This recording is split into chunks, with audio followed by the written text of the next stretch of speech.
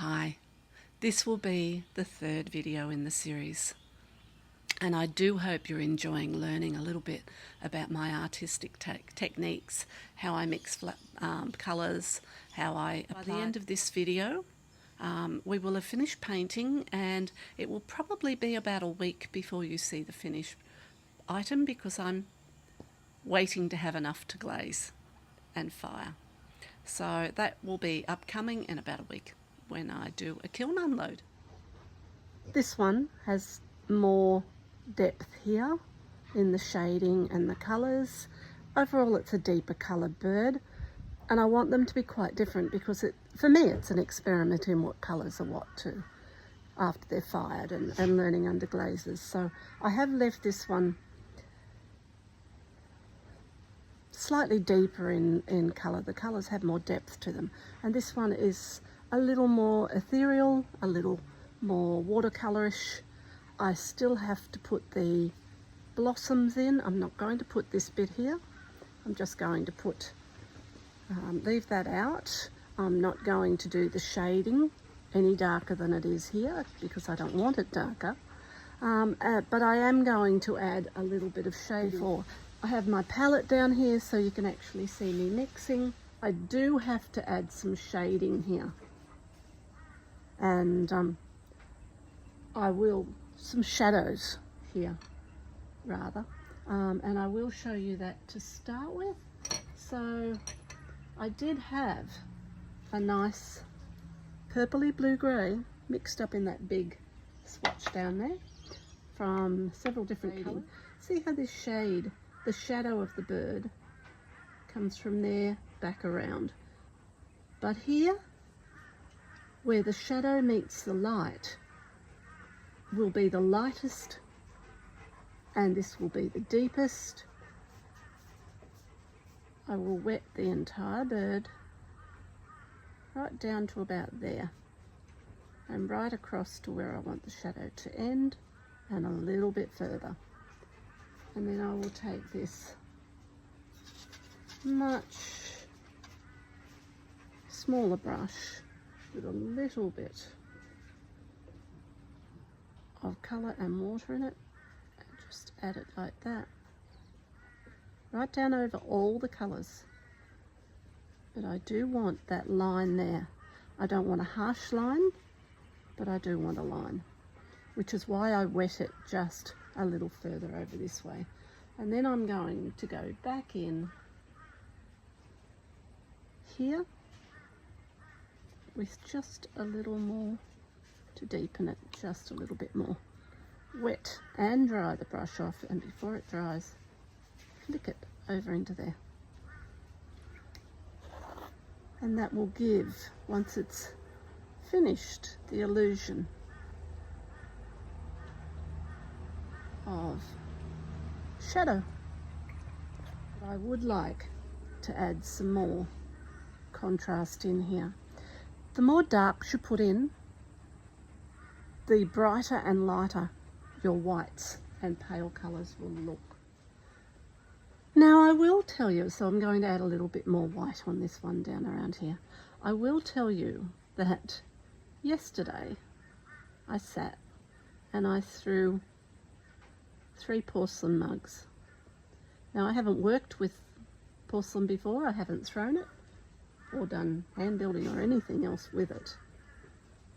So it was something that I wanted to tape me doing for the first time. And I did that. However,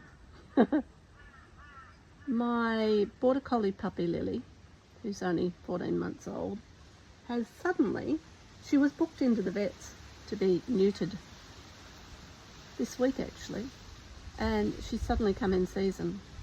Now I didn't expect this because she was in season about 3 months ago, very early, and dogs typically come in season twice a year. So I didn't expect that, and I had to cancel the vet because they last in season for quite a while. The funny thing is that while I was taping, my neutered Rottweiler was, for some weird reason, humping the dog. And I thought, when I edited and watched the video back, I thought, oh my God, I'm going to be kicked off YouTube if I put this on there. So you will not see me throwing my very first piece of porcelain, unfortunately. However, the story is now that I do have 3 porcelain mugs to carve. Hopefully I will get to that. With this, I'm not going to add that shadowing because, like I said, I want to keep it ethereal. So what I'm going to do is get that yellow that we used yesterday, and this is it over here, so I'm just going to, probably be better if I add some water to it, and even some water to this yellow in here. What I'm going to do is pick up that yellow on my brush and some of this grey and deepen it there like that. So you can do either method. This will look more like he is deeper colour there than an actual shadow. So he won't be, I'm not rounding the form as much as I did on this side. I'm going more for, less for realism on this side and more for artistic license, because he's a little more arty bird on this side than he is realistic. This is just way too, there's a deep line there for me. So what I'm going to do is add the black, rinse my brush out, take the damp brush, and from below, as you do with watercolour, soften that edge. This is a watercolour technique to add the paint and drag it and soften it into a wet area.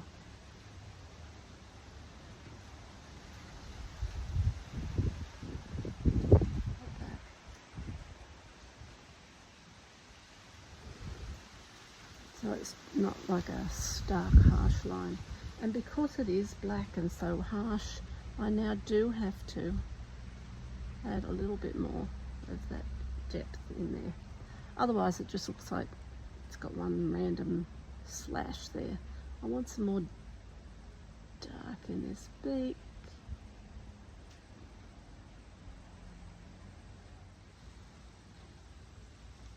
So these tiny little bits of actual black will just pull the other black together so it doesn't look so harsh and stark.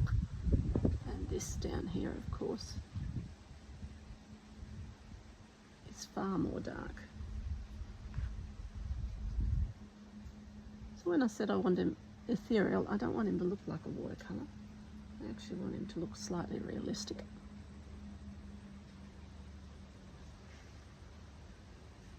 And that goes almost to nothing, but not quite. But it does, those black feathers do just connect up through there. But of course it's more in there.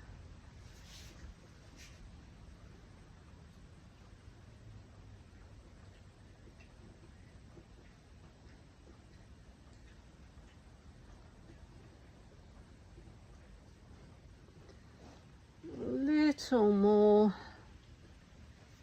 depth around his eye and the top of his head, but I want it feathery. The one thing that I do need to add is some shading under here, because it looks like that wing comes from there and it doesn't. This is his body and under here, and the wing actually comes from about there, and goes out. There is a blob there of ink that I dropped, so as I have said before, that is not the photo. So that fluoro green will not be put in. I've picked the wrong brush up here, but it doesn't matter. It's fine enough for my purposes. Get rid of all that, and with a damp brush, bring it out like that. Just a little more in there.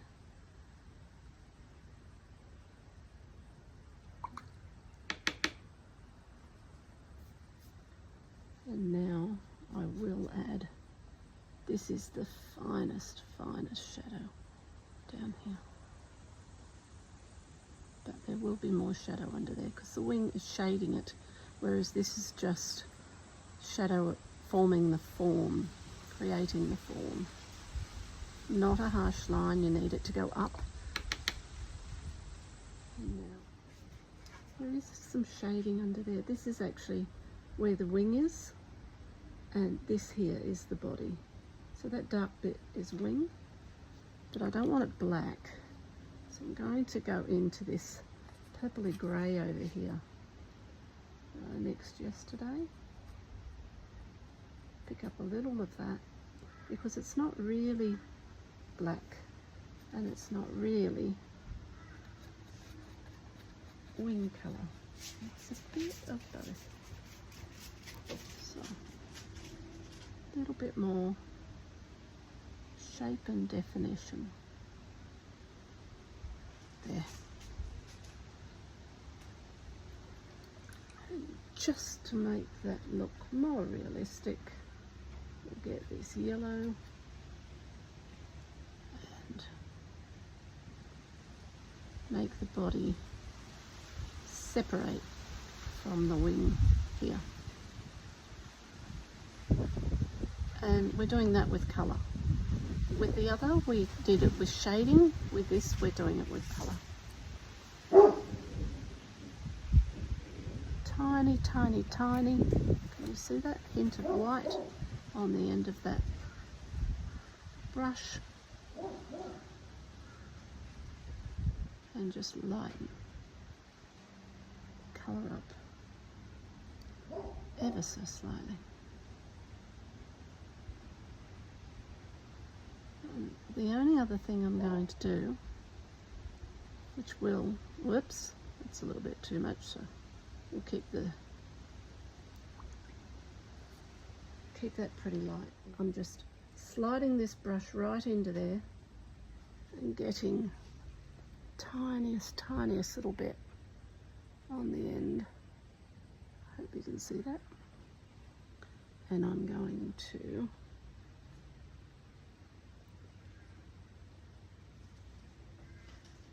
add a highlight to that eye as well as the pupil. So there he is. The only other thing I have to do now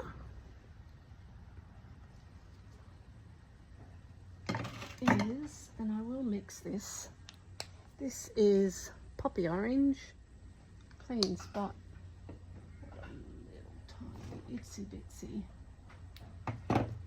bit of red,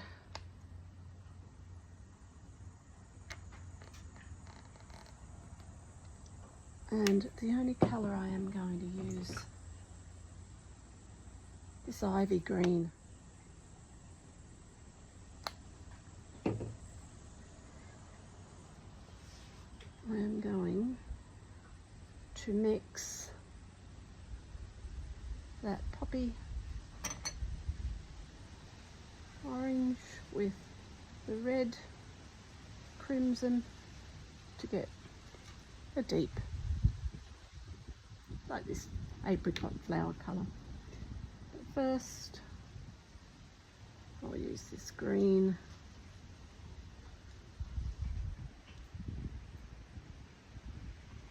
So I did put them in before. I'm not worried about that blob. That is not going to read as a blob.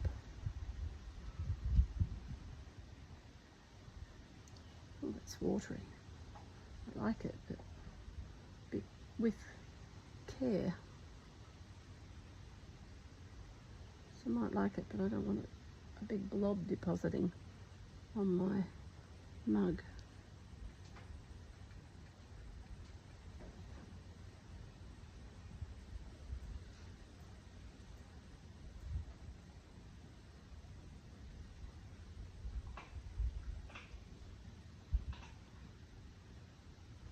And I don't want them all green. Just want a hint of green in there. And I want the hint of green to contrast with this beautiful apricot colour.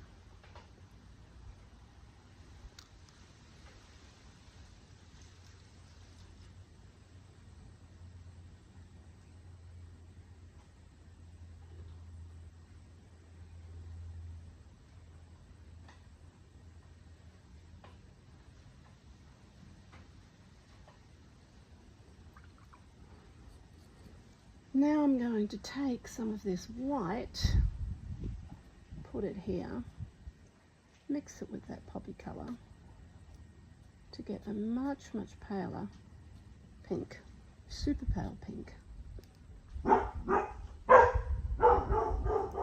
Put some pink flowers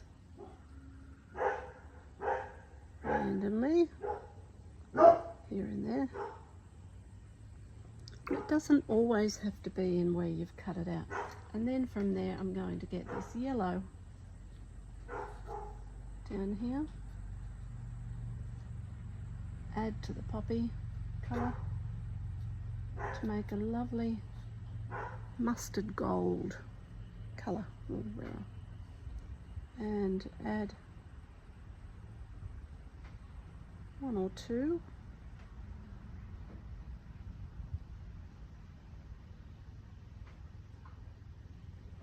of that colour here, there and everywhere.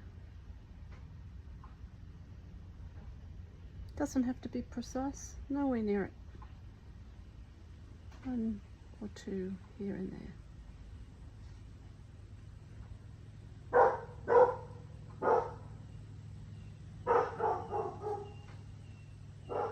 Oh dear.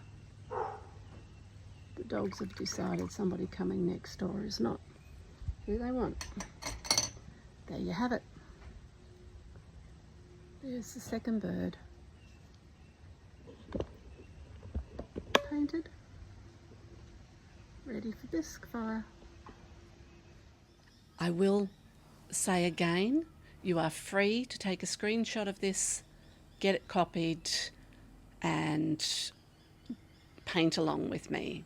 If you're inexperienced, I would suggest that you possibly take a screenshot, get it printed out, do a black and white copy and use that and reduce that or enlarge that and use that to transfer the design onto a mug. And you can either carve it as I did and then paint it, or just paint it. Either way, it will work out really pretty. So I hope you enjoyed that. If you like these videos, please like, subscribe, hit the notification bell. Share the video, by all means, share the video. I'd love other people to see it and perhaps learn from it.